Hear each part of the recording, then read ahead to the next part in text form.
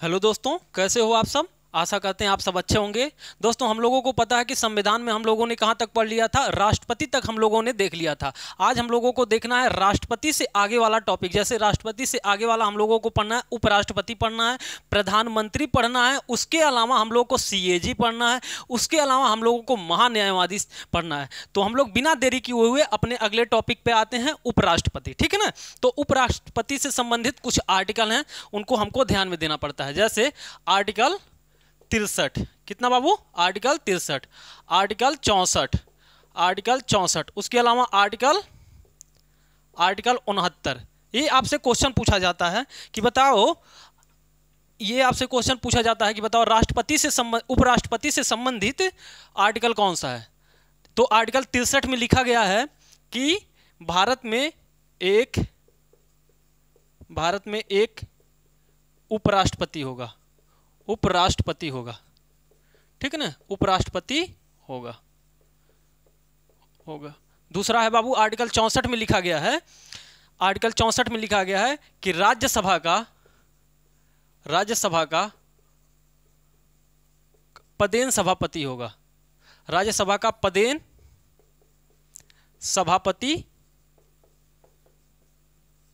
सभापति होगा। ठीक है ना।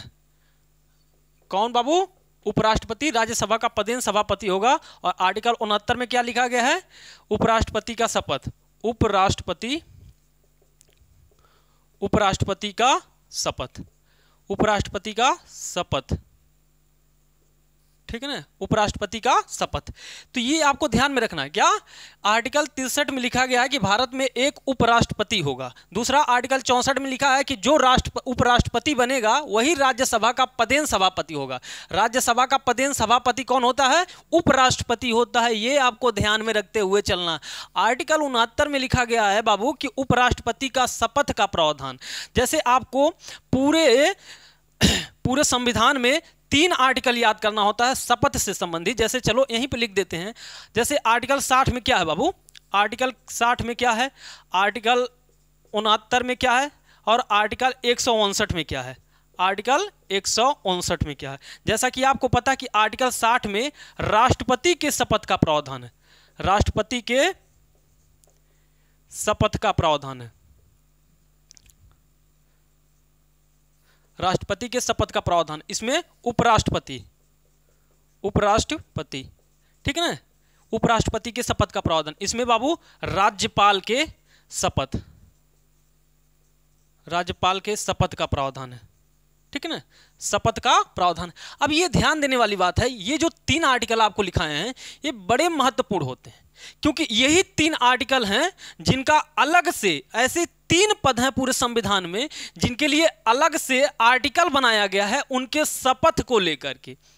ठीक है ना, कैसे वो शपथ लेंगे उनके लिए 3 आर्टिकल बनाया गया, 60, 69 और 159। और बाकी सारा का सारा जितने भी संघ के पदाधिकारी हैं, जितने भी केंद्र सरकार के पदाधिकारी हैं, जितने भी संघ के पदाधिकारी और अन्य पदाधिकारी हैं, उन सब के लिए भाग में, अलग से भाग में, एक ही भाग में सबको शपथ का प्रावधान कर दिया गया। अब आप लोग बताइए कमेंट करके कि इन 3 व्यक्तियों के अलावा जो शपथ का प्रावधान है, जैसे मान लीजिए कि मान लो कि सुप्रीम कोर्ट के न्यायाधीश के लिए शपथ का प्रावधान जो है वह कहां पर किया गया है, संघ के अन्य पदाधिकारियों के लिए जो शपथ का प्रावधान किया गया है वह किस भाग में किया गया है, ये आपको कमेंट करके बताना है कि शपथ का प्रावधान किस भाग में है।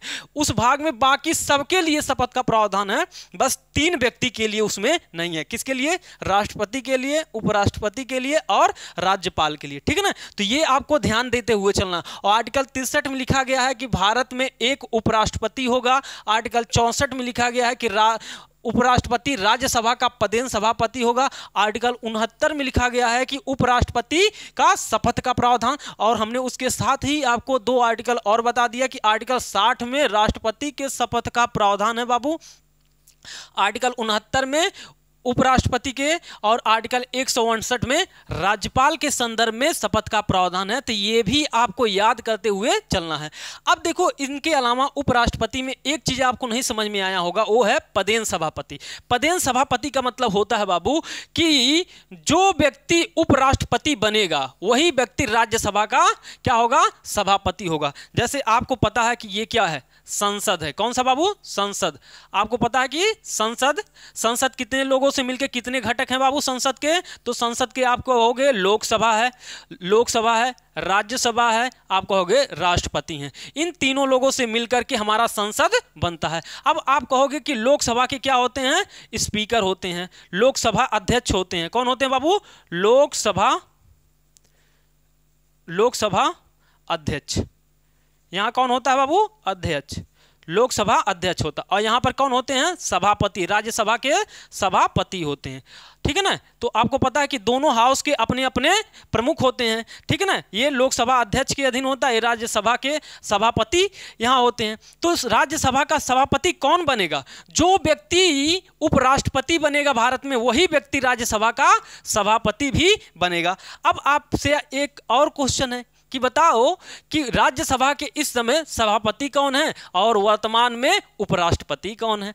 तो आपको जवाब मिलेगा, जब आप खोजेंगे तो पता चलेगा जो व्यक्ति उपराष्ट्रपति है वही व्यक्ति राज्यसभा का सभापति भी है। तो ये आपको ध्यान रखना है और कमेंट भी करना है कि बताओ इस समय कौन उपराष्ट्रपति हैं और कौन राज्यसभा के सभापति हैं। तो ये आपको ध्यान देते हुए चलना है।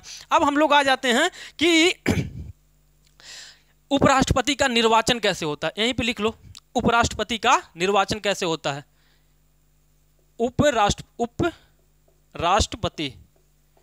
उपराष्ट्रपति का निर्वाचन, उपराष्ट्रपति का निर्वाचन लिखो। उपराष्ट्रपति के निर्वाचन में संसद के सभी सदस्यों द्वारा, संसद के सभी सदस्यों द्वारा, सभी सदस्यों द्वारा। अब ऐसा क्यों बाबू हम लिखा है? जब हम आपको राष्ट्रपति पढ़ा रहे थे, क्या पढ़ा रहे थे? राष्ट्रपति पढ़ा रहे थे, तो हमने क्या बताया था? राष्ट्रपति के चुनाव में कौन भाग लेता है? उसमें भाग लेते हैं बाबू संसद के निर्वाचित सदस्य। कौन बाबू? संसद के निर्वाचित सदस्य। ठीक है ना? उसमें क्या बोले थे हम? उसमें बताए थे राष्ट्रपति के चुनाव में कौन भाग लेता है? राष्ट्रपति के चुनाव में कौन भाग लेता है? तो हमने आपको बताया था कि राष्ट्रपति के चुनाव में संसद के निर्वाचित सदस्य, कौन? संसद के निर्वाचित सदस्य। ठीक है ना? उसके अलावा विधानसभा के निर्वाचित सदस्य।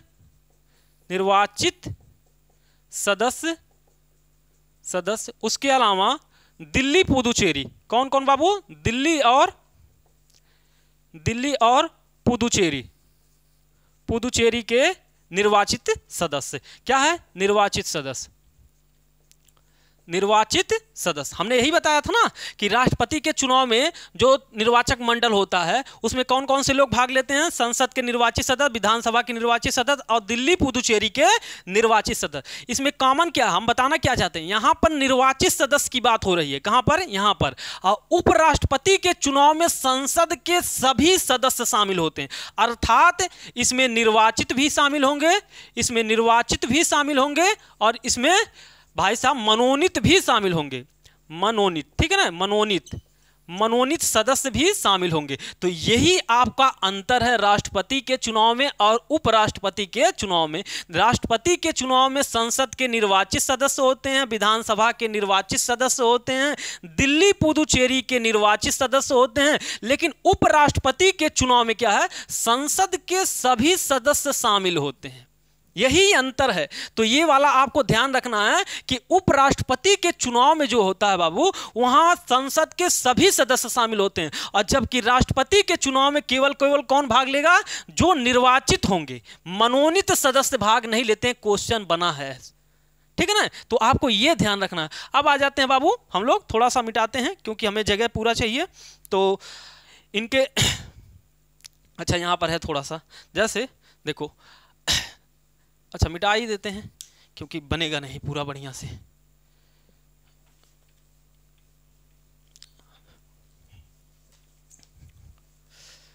तो आपको ये ध्यान रखना है, ठीक है ना? अंतर पता होना चाहिए। ये जो राष्ट्रपति और उपराष्ट्रपति का जो चुनाव है, इसमें कौन कौन से लोग भाग लेते हैं, ये बात आपको भली भांति समझ में आना चाहिए, ठीक है ना? अगर कंफ्यूजन हुआ तो फिर गड़बड़ हो जाएगा मामला, ठीक है ना? अगर आप लोग इसमें का उसमें किए तो गड़बड़ हो जाएगा। एक में निर्वाचित और मनोनीत दोनों ही शामिल हैं, तो ये आपको ध्यान देते हुए चलना है, ठीक है ना।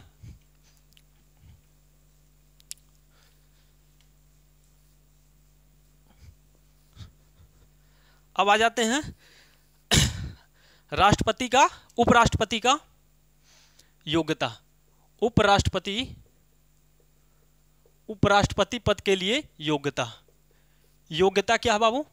सबसे पहला आम बात है कि भाई साहब वो भारत का नागरिक हो, भारत का नागरिक हो।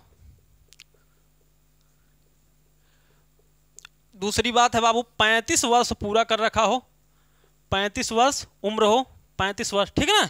कम से कम कितने साल का हो? 35 साल का तो कम से कम उसे होना ही चाहिए उस व्यक्ति को। तीसरा, लाभ का पद ने अर्जित किया हो, लाभ का पद अर्जित ना किया हो, अर्जित ना किया हो, पद पर ना किया हो या लाभ के पद पर ना हो, ठीक है ना। चौथा लिखो, राज्यसभा का सदस्य बनने की योग्यता रखता हो, सदस्य बनने की योग्यता रखता हो,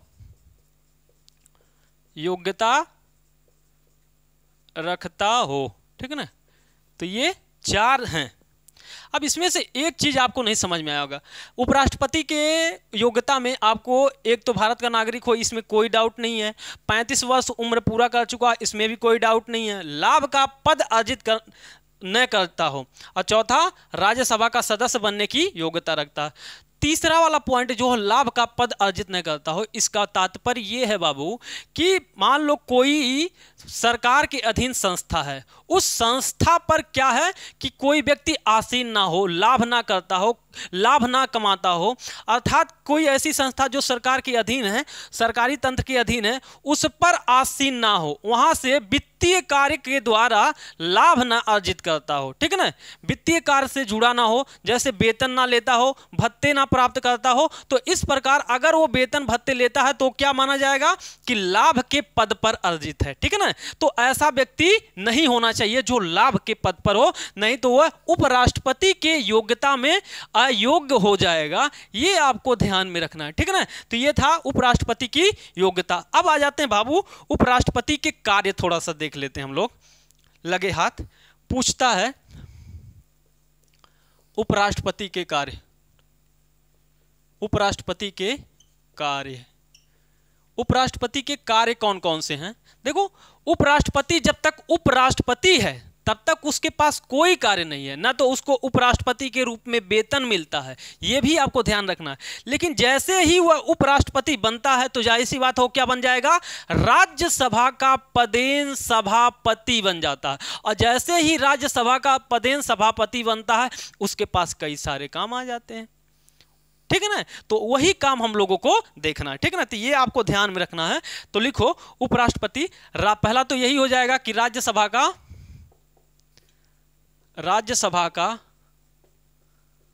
पदेन सभापति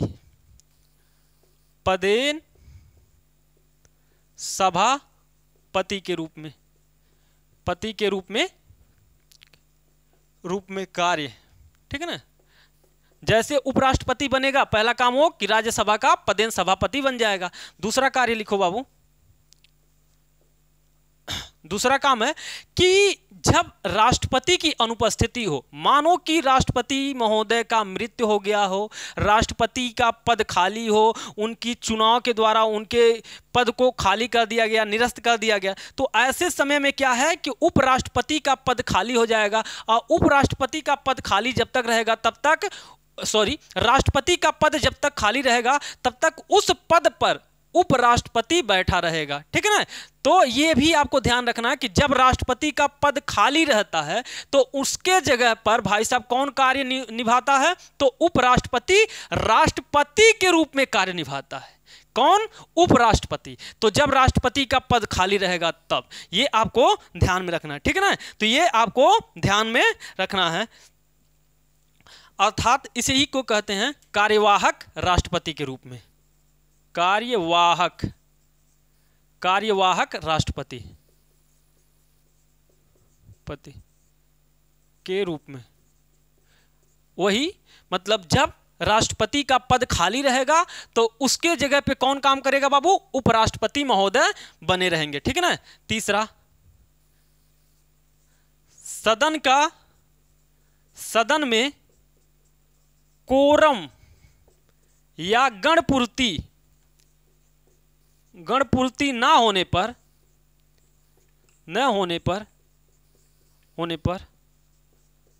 सदन को स्थगित करना,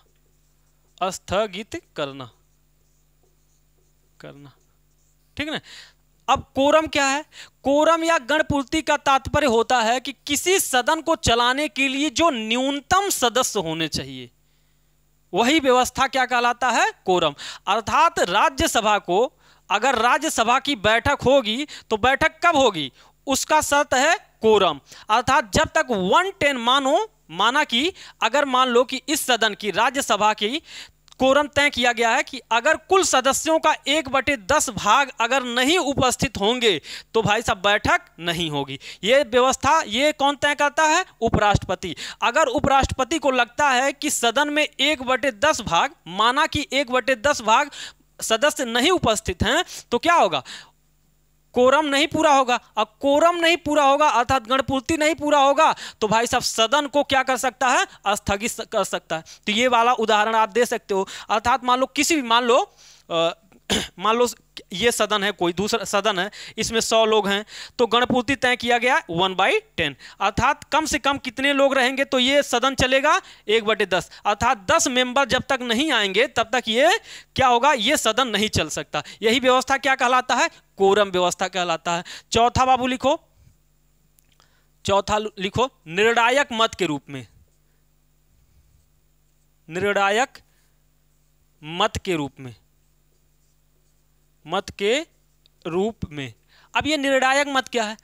जैसे देखो क्या होता है कि मान लो किसी सदन में यहां पे समझो, किसी सदन में कोई प्रस्ताव पेश किया गया, तो इस सदन में मान लो कि 100 लोग हैं, कोई मान लो प्रस्ताव राज्यसभा में पेश हुआ और इसमें 100 लोग हैं, और 100 लोगों में से 50 लोगों ने पक्ष में वोट कर दिया और 50 लोगों ने विपक्ष में वोट कर दिया, तो जाहिर सी बात है कि ये प्रस्ताव पारित ही नहीं होगा। क्योंकि प्रस्ताव पारित कब होगा? जब भाई साहब 50 से ज्यादा हो, अर्थात एक ज्यादा संख्या हो, ठीक है ना। जीतने वाला 1 से अधिक होना चाहिए या हारने वाला 50 से अधिक हो, ठीक है ना। अब ऐसे में बराबर हो गया, न तो जीत हो पाई न तो हार हो पाया। अब न तो जीत हो पाई और न हार हो पाया, तो ऐसी स्थिति में भाई साहब राज्यसभा के सभापति, जिनको पदेन सभापति के रूप में उपराष्ट्रपति को माना जाता है, तो जो राज्यसभा का सभापति है उसे निर्णायक वोट करने का अधिकार है। अब निर्णायक वोट भाई साहब मतलब जब बराबर हो गया, पक्ष विपक्ष बराबर हो गया, तो उपराष्ट्रपति महोदय जाएंगे काला टाइट करके, क्योंकि उनको पता है कि हमारे वोटवा का भाई साहब मूल्य बहुत ज्यादा है, क्योंकि यहां पर पक्ष विपक्ष एकदम अटक गया है बराबर में। तो ये अपना वोट जिधर भी देंगे उधर वाला पक्ष जीत जाएगा, ठीक है, चाहे वो पक्ष में वोट दें चाहे विपक्ष में वोट दें। समझ में आया? तो इस वाले वोट को जब बराबर वोट हो जाता है किसी सदन में, किसी विषय पर मत जो होते हैं बराबर हो जाते हैं, और उस मत की स्थिति में क्या होता है, अपना वोट दे करके कीमती वोट दे देते हैं और भाई साहब वो निर्णय हो जाता है। तो ये आपको ध्यान में रखना है। तो ये था उपराष्ट्रपति, ठीक है ना।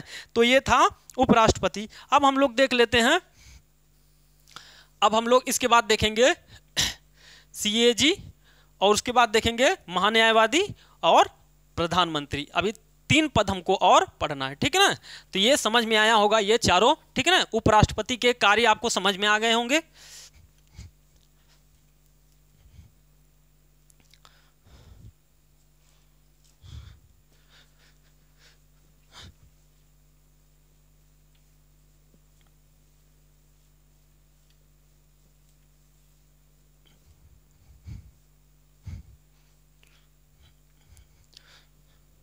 अब आ जाओ बाबू, हम लोग आ जाते हैं। इसी में और लिखना चाहो तो लिख लो थोड़ा सा, चलो रहने दो, महान्यायवादी पे आ जाओ। लिखो महान्यायवादी, थोड़ा सा रुक जाओ।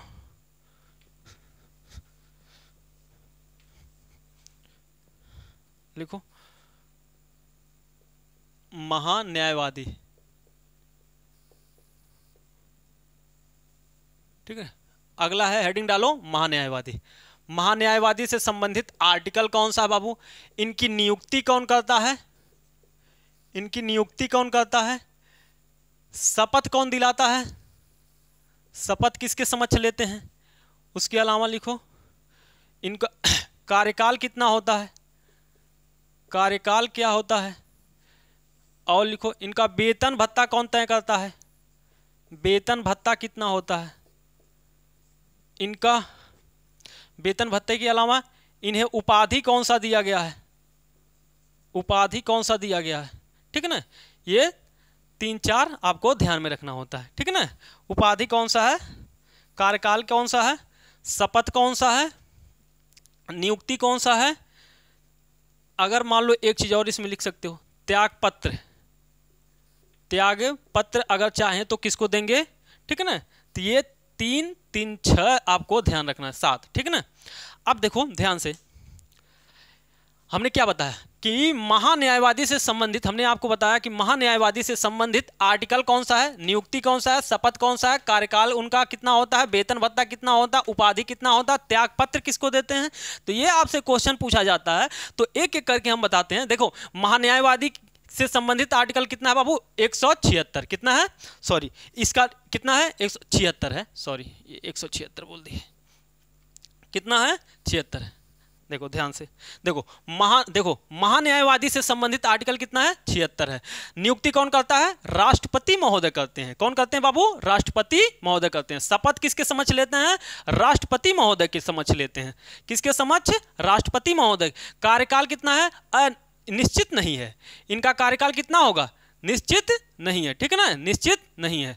अर्थात राष्ट्रपति के प्रसाद पर्यंत होते हैं, प्रसाद पर्यंत होते हैं। किसके, राष्ट्रपति के प्रसाद पर्यंत होते हैं, ठीक है ना, राष्ट्रपति के प्रसाद पर्यंत होते हैं, ये ध्यान रखना है। वेतन भत्ता कितना है, तय नहीं है, ये भी तय नहीं है। कौन तय करेगा, राष्ट्रपति तय करते हैं। कौन तय करता है, राष्ट्रपति महोदय तय करते हैं, ये भी ध्यान रखना। उपाधि, इन्हें उपाधि दिया गया है, ये भारत के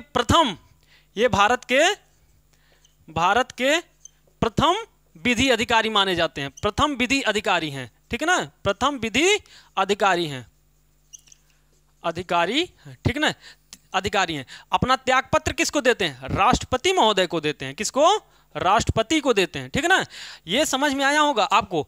महान्यायवादी से संबंधित आर्टिकल कितना है, आर्टिकल 76। नियुक्ति कौन करता है, राष्ट्रपति करता है। शपथ किसके समक्ष लेता है, महान्यायवादी राष्ट्रपति के समक्ष लेता है। कार्यकाल कितना है बाबू, निश्चित नहीं है, अर्थात ये राष्ट्रपति के प्रसाद पर्यंत रहते हैं। वेतन कितना है, तय नहीं है, राष्ट्रपति तय करेगा। उपाधि कितना, उपाधि कौन सी है इनको, भारत के प्रथम विधि अधिकारी के रूप में माने जाते हैं। कौन, महान्यायवादी महोदय। त्यागपत्र किसको देना चाहते हैं, अगर भाई साहब इनका काम करने का मन नहीं है तो किसको त्यागपत्र देंगे, राष्ट्रपति को।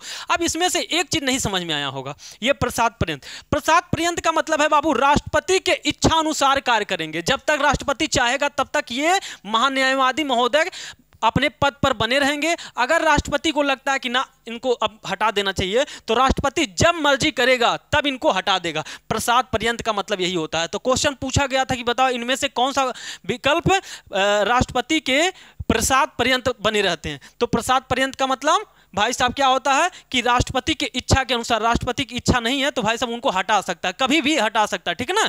तो उनकी इच्छा के अनुसार ही कार्य करता है। तो कौन, महान्यायवादी। तो ये आप लिख लीजिएगा कि राष्ट्रपति के प्रसाद पर्यंत ही बने रहते हैं। कौन, महान्यायवादी। और भाई साहब वेतन, इनका वेतन भी तय नहीं है। राष्ट्रपति समय समय पर जो वेतन भत्ता निर्धारित करेगा वही वेतन भत्ता महान्यायवादी को मिलता रहेगा। अगला है उपाधि। इन्हें भारत का प्रथम विधि अधिकारी कहा जाता है। अभी इसका मतलब आपको समझ में आ जाएगा थोड़ी देर में। त्यागपत्र, अगर मान लो महान्यायवादी को लगता है कि ना हमें अपने पद पे रहते हुए ठीक नहीं लग रहा है, हमें दूसरा कोई काम करना चाहिए, तो ये त्यागपत्र भी दे सकते हैं। लेकिन किसको त्यागपत्र देंगे, राष्ट्रपति महोदय को ही त्यागपत्र देंगे, ये भी आपको ध्यान में रखना है, ठीक है ना। तो अब देखते हैं, अभी ये वाला पॉइंट, भारत के प्रथम विधि अधिकारी के रूप में जाने जाते हैं। तो ये वाला भी आपको समझ में आ जाएगा कैसे। महान्यायवादी का कार्य, हेडिंग डालो इसी में, महान्यायवादी का कार्य, महान्यायवादी का कार्य, महान्यायवादी का कार्य। इनका कार्य क्या है, उस कार्य के आधार पर अभी समझ में आ जाएगा, ठीक है ना। इनका कार्य है, लिखो, भारत सरकार की तरफ से भारत सरकार के तरफ से भारत सरकार की तरफ से भारत के विभिन्न न्यायालय में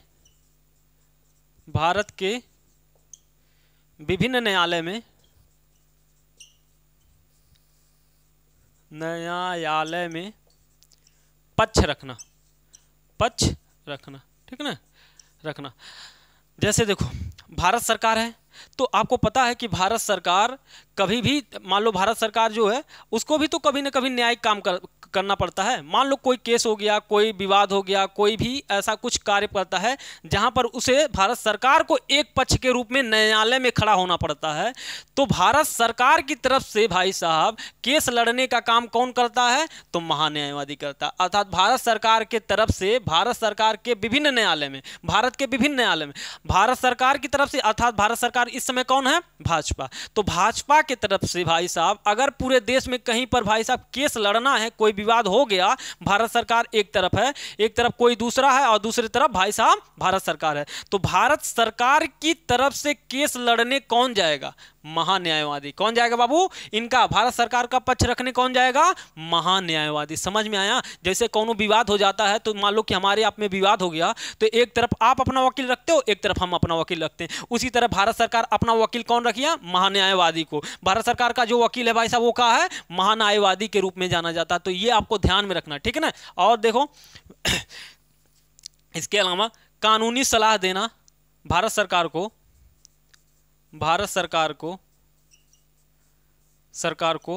कानूनी सलाह देना।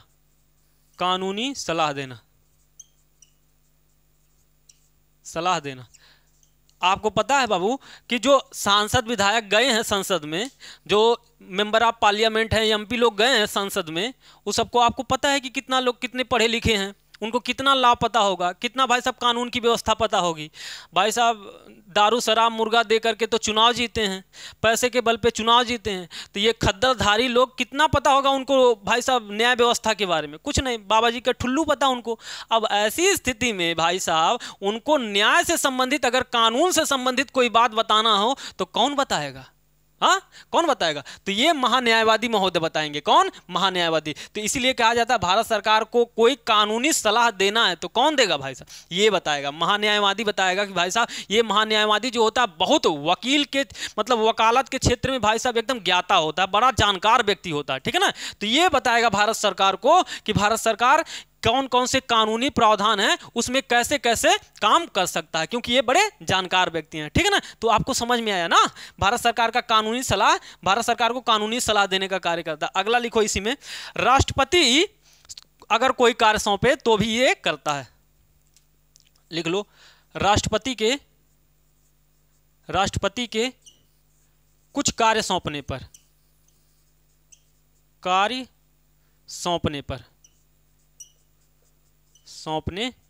ठीक है ना।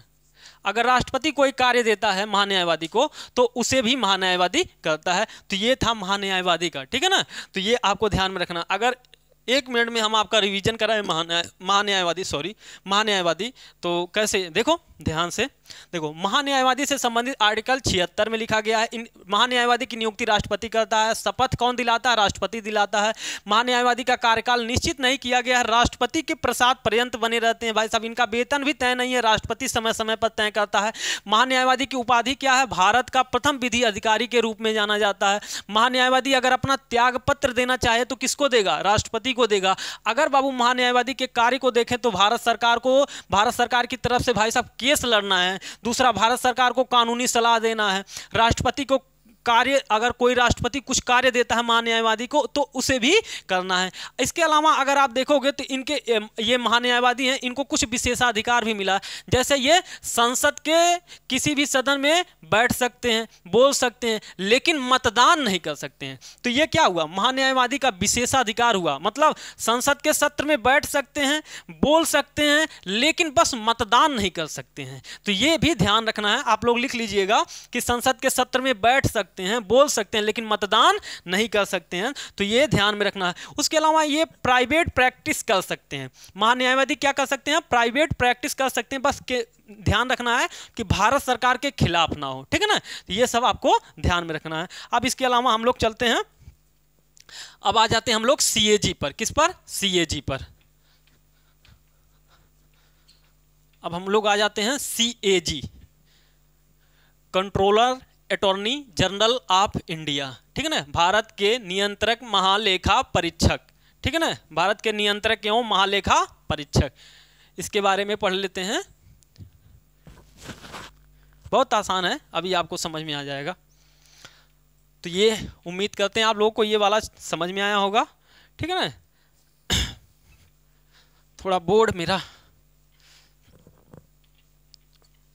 साफ हो जाए तो फिर आगे हम आपको पढ़ाते हैं। थोड़ा सा वेट तो करना पड़ता है आप लोगों को बीच बीच में।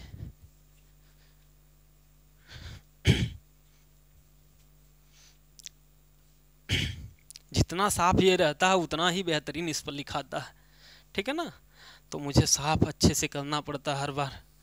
चलो लिखो सीएजी, सीएजी हेडिंग डालो सीएजी, सीएजी कोष्टक में लिखना कैग, ठीक है ना, फिर लिखना भारत के नियंत्रक महालेखा परीक्षक, भारत के नियंत्रक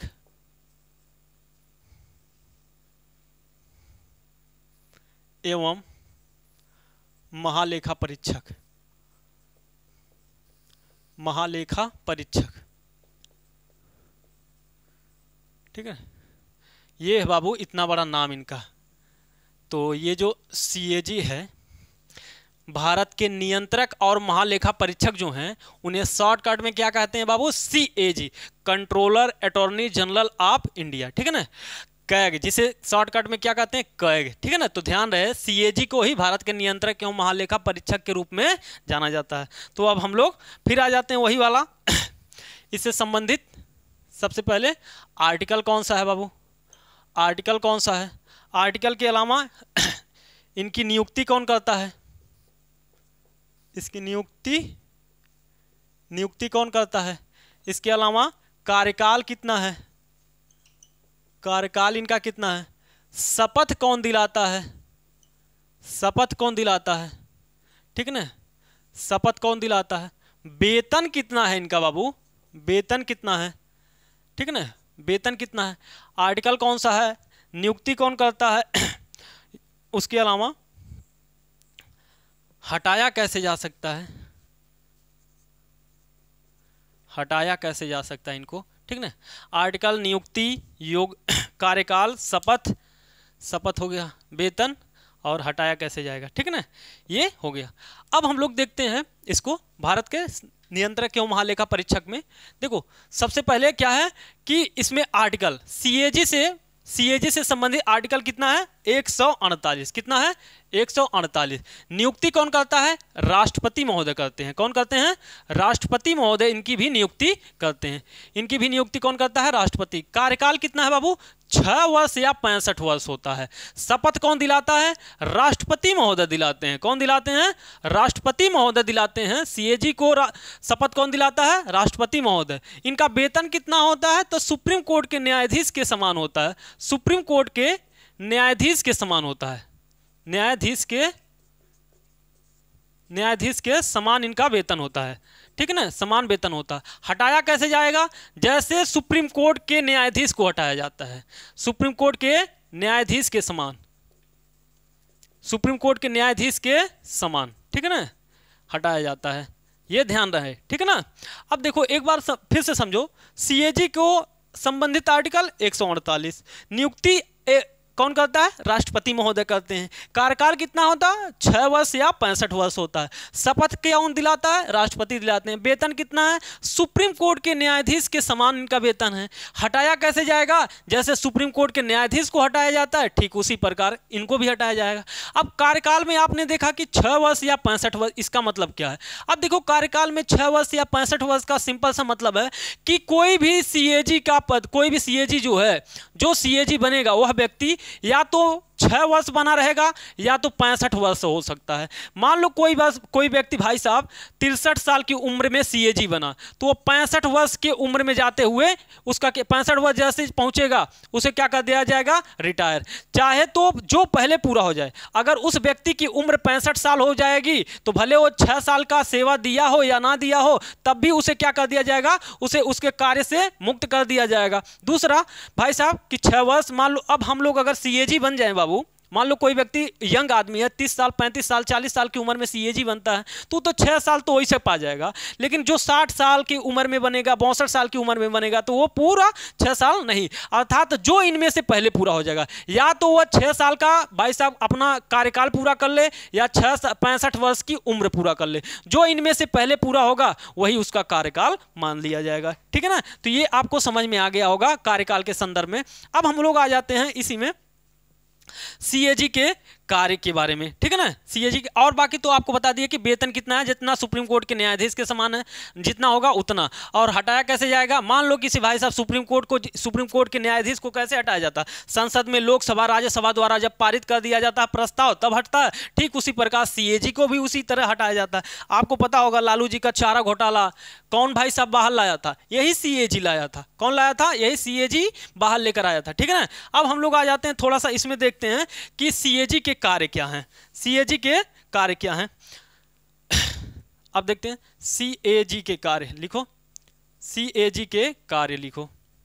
सीएजी का कार्य क्या है, सीएजी का कार्य है भाई साहब भारत सरकार के मतलब सरकारी खर्च की जांच करना।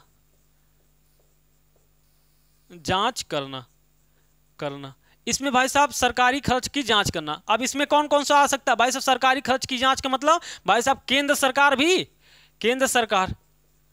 सरकार अगर कोई पैसा खर्च कर रही है तो उसकी भी जांच कौन कर सकता है, भाई साहब सीएजी कर लेगा।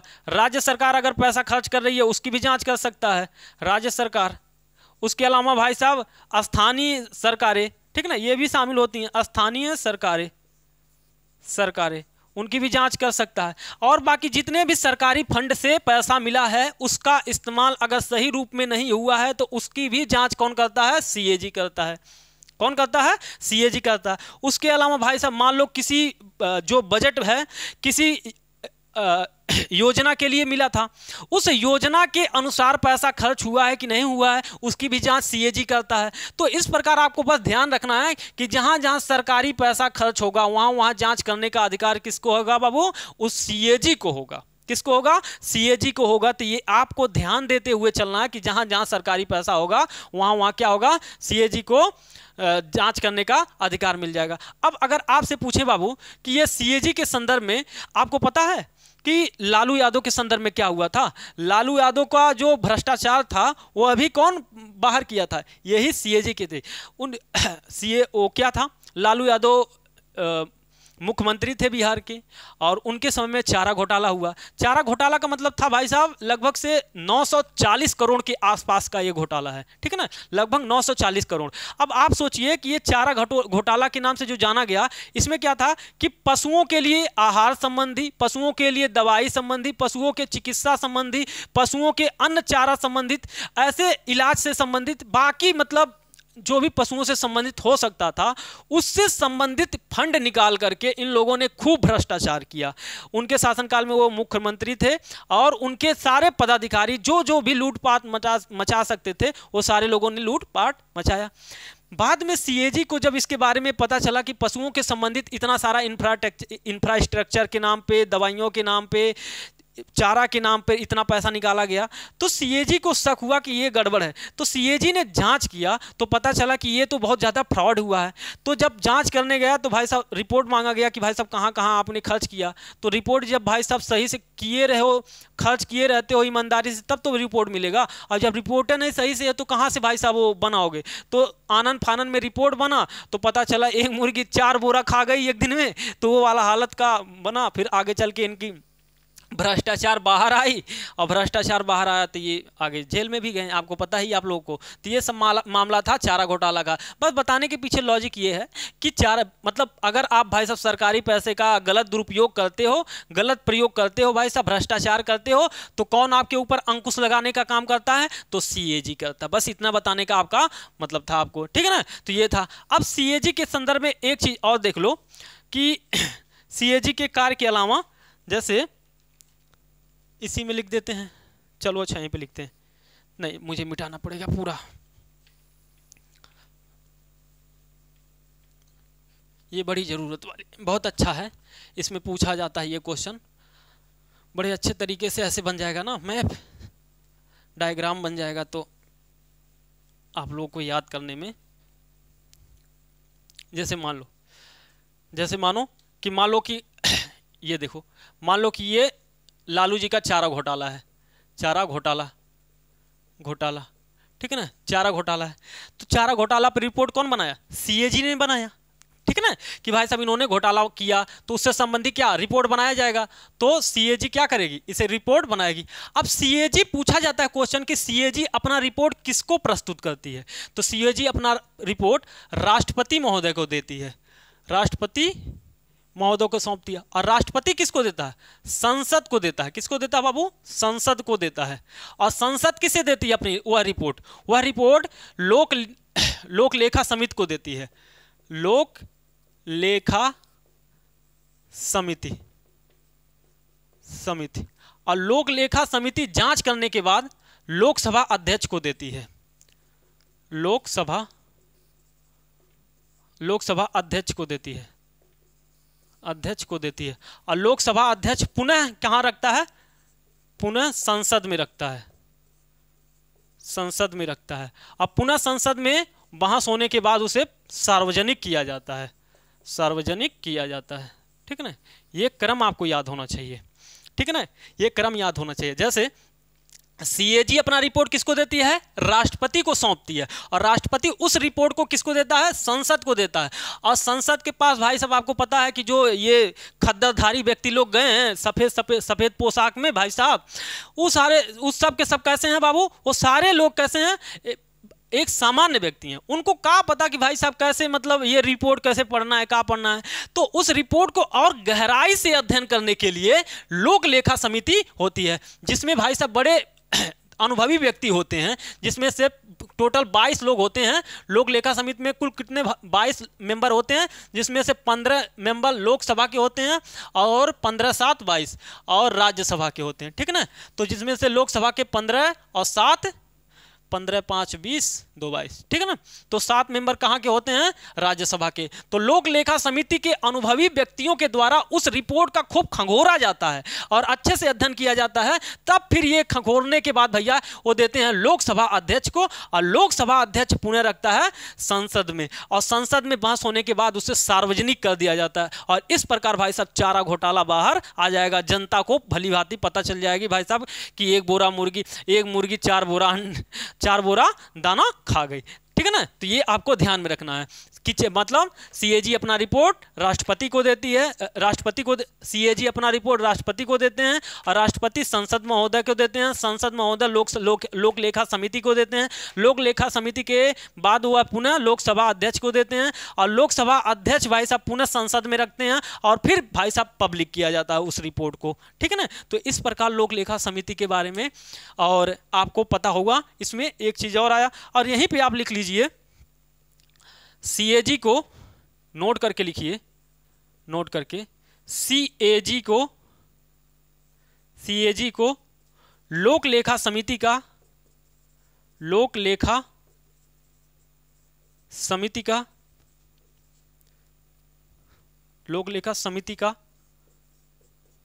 सीएजी को लोक लेखा समिति का आंख कान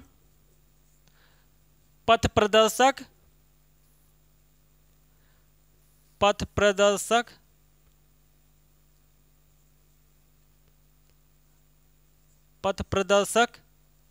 एवं दार्शनिक कहते हैं, ठीक है ना, कहते हैं। तो ये भी आप ध्यान में रखना कि सीएजी को लोक लेखा समिति का क्या कहते हैं, आंख कहते हैं, कान कहते हैं, ठीक है ना, पथ प्रदर्शक कहते हैं, दार्शनिक कहते हैं। तो ये आपको ध्यान में रखते हुए चलना है, ठीक है ना। तो पूछा गया क्वेश्चन है कि लोक लेखा समिति का पथ प्रदर्शक कौन है, लोक लेखा समिति का मार्गदर्शक कौन है, लोक लेखा का दार्शनिक कौन है, लोक लेखा का आंख कान कौन है। तो ये आपको ध्यान में रखना है ये वाला पॉइंट, ठीक है ना, कि सीएजी को ही लोक लेखा समिति का आंख कान पथ प्रदर्शक एवं दार्शनिक कहा जाता है, ठीक है ना। ये आपको ध्यान में रखना, याद करते हुए चलना है, ठीक है ना। अब आ जाते हैं हम लोग प्रधानमंत्री पर, ठीक है ना। अब हम लोग आ जाते हैं कहां पर, प्रधानमंत्री के संबंधित आर्टिकल पर। तो इस प्रकार आपने 3 देख लिया बाबू, चौथा हम लोग देखने वाले हैं। उसके बाद आपका आज का क्लास हो जाएगा खत्म, फिर हम लोग अगले क्लास में मिलेंगे। आज के लिए बस इन 4 लोगों को ही हम लोग को पढ़ना था। एक और है, देख लेते हैं, प्रधानमंत्री से संबंधित पूछा जाता है, ठीक है ना। नीति आयोग का अध्यक्ष कौन है, कौन होता है, ये सब क्वेश्चन अभी कवर हो जाएगा आप लोग का इसी में। प्रधानमंत्री से संबंधित आर्टिकल कौन सा है, नियुक्ति कौन करता है, देखो प्रधानमंत्री पीएम, ठीक है ना। प्रधानमंत्री से संबंधित वही आर्टिकल हम लोगों को सबसे पहले देखना होता है। आर्टिकल कौन सा है, नियुक्ति कौन करता है इनकी, नियुक्ति कौन करता है, नियुक्ति कौन करता है, शपथ कौन दिलाता है इनको, शपथ कौन दिलाता है, प्रधानमंत्री कौन होता, प्रधानमंत्री कौन बनता है, प्रधानमंत्री कौन बनता है, कौन बनता है, ये भी आपको ध्यान में रखना। ये 4 कुछ हैं महत्वपूर्ण चीज़ें हैं कि सबसे पहले तो आपको पता होना चाहिए कि प्रधानमंत्री से संबंधित आर्टिकल कहाँ है, किसमें बात किया गया है प्रधानमंत्री से संबंधित आर्टिकल।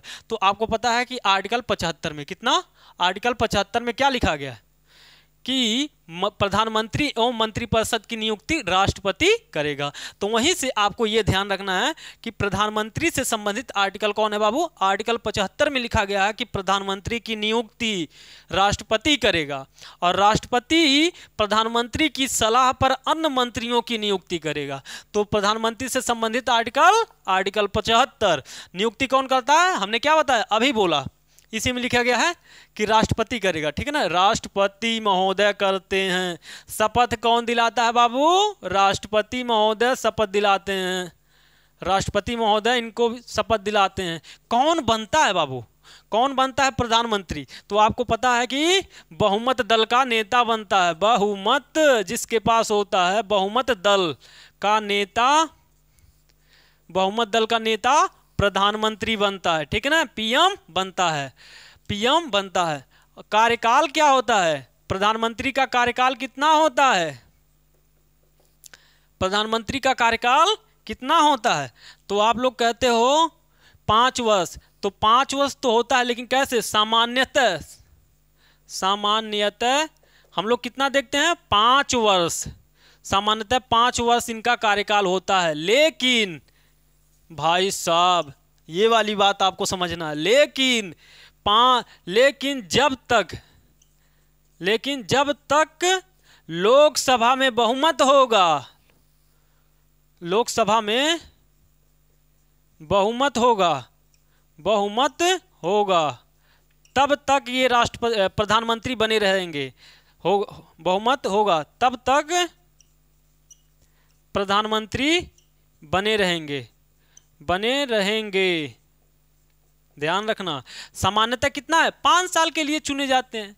प्रधानमंत्री कितने साल के लिए बनते हैं, 5 साल के लिए। लेकिन सामान्यतः भाई साहब जब तक उनको लोकसभा में बहुमत रहेगा तब तक ही प्रधानमंत्री वो बने रहेंगे। तो ये आपको ध्यान में रखना है, ठीक है ना। और देखो बाबू, और इसी में देख लो प्रधानमंत्री से संबंधित, पीएम से संबंधित, अगर मान लो कभी कभी क्या होता है कि चुनाव हुआ, चुनाव का परिणाम घोषित हुआ, लेकिन क्या हुआ कि कोई भाई साहब एकदम स्पष्ट बहुमत नहीं पाया, ठीक है ना, अस्पष्ट बहुमत। जैसे इस बार आपको पता है कि चुनाव हुआ था, उस चुनाव में हालांकि मान लो कि इसके पहले कभी भी सोचो, ऐसे सोचो कि चुनाव हुआ, कोई 50 प्लस पैबे नहीं किया, जितना कोरम जितना चाहिए था उससे कम मिला। मान लो कि कुल ऐसे देखो, कुल 100 सीट है और 100 सीट में जीतने के लिए किसी को 50 प्लस 1 चाहिए, ठीक है ना। तो ऐसी दशा में कभी 50 प्लस 1 कोई पैबे न करे, तब क्या होगा? तो भाई साहब जो गठबंधन का सबसे बड़ा नेता होगा, जो गठबंधन दल का सबसे बड़ा, जैसे गठबंधन बनेगी भाई साहब, तुम भी आ जाओ हम भी आ जाएं, मिला करके 51 प्लस कर लें, तो गठबंधन दल का सबसे बड़ा जो नेता होता है उसी को प्रधानमंत्री नियुक्त किया जाता है। तो ये भी ध्यान रखना है, ठीक है ना। बशर्ते क्या करना है कि 1 महीने के अंदर उसको क्या करना होता है, अपना सिद्ध करना होता है कि भाई साहब हमारे पास बहुमत है, तो बहुमत सिद्ध करना होता है, ये भी ध्यान रखना। बस आपके जानकारी के लिए बता दिया। अब लिखो राष्ट्रपति के प्रधानमंत्री का कार्य, प्रधानमंत्री की शक्ति या कार्य, शक्ति या कार्य, ऐसे लिख लो। लिखो मंत्रियों का चयन करना, मंत्रियों का चयन करना, मंत्रियों का चयन करना, अर्थात कौन मंत्री बनेगा, कौन मंत्री बनेगा ये तय कौन करता है? प्रधानमंत्री करता। अभी हमने बताया कि आर्टिकल 75 में साफ साफ लिखा है कि राष्ट्रपति प्रधानमंत्री की नियुक्ति करेगा और प्रधानमंत्री के सिफारिश पर अन्य मंत्रियों की नियुक्ति कौन करेगा? तो राष्ट्रपति करता है। तो ये आपको ध्यान में रखना है। अन्य मंत्रियों की नियुक्ति कब होगा? जब राष्ट्रपति को प्रधानमंत्री कहेगा, जिसको जिसको कहेगा उसको उसको मंत्री बना दिया जाएगा राष्ट्रपति के द्वारा। तो ये ध्यान रखना है। तो मंत्रियों का चयन कौन करने की शक्ति किसके पास है? प्रधानमंत्री के पास। दूसरा, मंत्रालय का बंटवारा कौन करता है? प्रधानमंत्री। मंत्रालय, मंत्रालय का बंटवारा, मंत्रालय का बंटवारा भी कौन करता है भाई साहब? विभाजन कौन करता है? प्रधानमंत्री। किसको शिक्षा मंत्रालय मिलेगा, किसको वित्त मंत्रालय मिलेगा बाबू, किसको पोर्ट मंत्रालय मिलेगा, किसको भाई साहब रोड मंत्रालय मिलेगा, तो किसको कौन कौन सा मंत्रालय मिलेगा ये भी तय करता कौन है? प्रधानमंत्री। कौन कहे बाबू? प्रधानमंत्री। तीसरा लिख लो, अपना त्याग पत्र देकर, इसके पास एक शक्ति और है, अपना त्याग पत्र देकर, अपना त्याग पत्र देकर, अपना त्याग पत्र देकर मंत्री परिषद को भंग कर सकता है। मंत्री परिषद को भंग कर सकता है,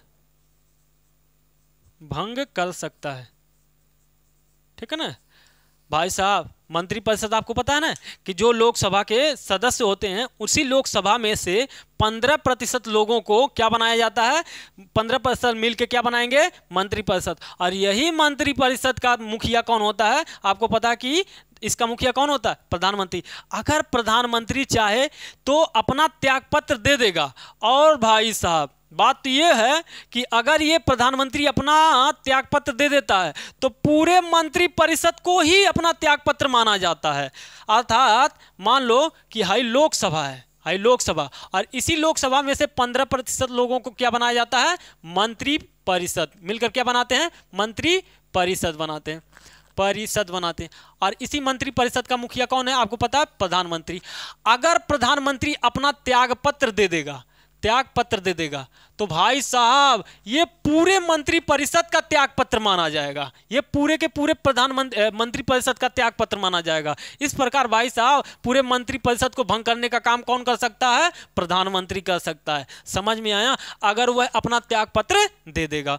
और दूसरा लिख लो, यहीं पे लिख लो कि मंत्रिपरिषद का आकार लोकसभा के 15% से अधिक नहीं होना चाहिए। लिख लो, मंत्रिपरिषद का आकार लोकसभा के, यहीं पे लिख लो, मंत्रिपरिषद का आकार, मंत्रिपरिषद का आकार लोकसभा के कुल सदस्यों का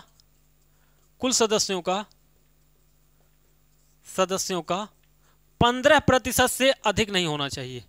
15% से अधिक नहीं होना चाहिए, अधिक नहीं होना चाहिए, नहीं होना चाहिए, ठीक है ना।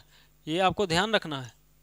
ये भी क्वेश्चन पूछा गया कि मंत्रिपरिषद का आकार कितना होना चाहिए, लोकसभा के कुल सदस्यों का 15% से अधिक नहीं होना चाहिए, ठीक है ना।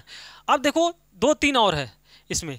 अगर आपसे पूछें कि प्रधानमंत्री के और कार्यों में क्या हो सकता है, तो लिखो प्रधानमंत्री के अन्य कार्य, ऐसे करके लिखो प्रधानमंत्री के, पीएम के अन्य कार्य। अन्य कार्य, अन्य कार्य में बाबू लिखो कि नीति आयोग का अध्यक्ष होता है, नीति आयोग का अध्यक्ष होता है, अध्यक्ष होता है। अब आप लोगों को कमेंट करके बताना है कि नीति आयोग की स्थापना कब हुई, नीति आयोग की स्थापना, उसके बाद नीति आयोग की स्थापना किस संस्था की जगह पर हुई है, तो ये भी आपको बताना है। नीति आयोग के बारे में आपको कमेंट करना है। 2 क्वेश्चन है, नीति आयोग की स्थापना कब हुई और नीति आयोग की स्थापना किस संस्था के स्थान पर किया गया। पहले नीति आयोग का क्या नाम था, अर्थात इसका परिवर्तन कर दिया गया, ठीक है ना। तो ये आपको ध्यान में रखना। लिखो अगला, इसमें लिखो दूसरा, राष्ट्रीय विकास परिषद का अध्यक्ष होता है, राष्ट्रीय विकास परिषद का अध्यक्ष होता है, परिषद का अध्यक्ष होता है। तीसरा लिखो, राष्ट्रीय एकता परिषद का अध्यक्ष होता है, राष्ट्रीय एकता परिषद का अध्यक्ष होता है, परिषद का अध्यक्ष होता है। चौथा लिख लो, अंतर्राज्यीय परिषद का अध्यक्ष होता है। चौथा लिखो, अंतर्राज्यीय परिषद,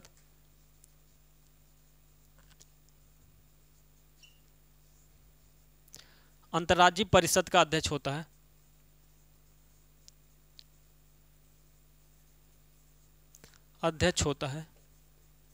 ठीक है ना। तो ये हो गया हमारा क्या, प्रधानमंत्री से संबंधित कुछ बातें आप लोग लिख लो। देखो एक बार फिर से पूरा रिवीजन कराते हैं।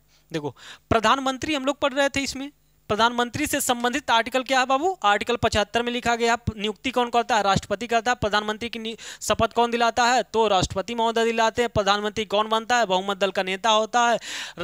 प्रधानमंत्री का कार्यकाल कितना होता है, सामान्यतः 5 वर्ष होता है, लेकिन जब तक लोकसभा में बहुमत होगा तब तक वो प्रधानमंत्री बने रहेंगे।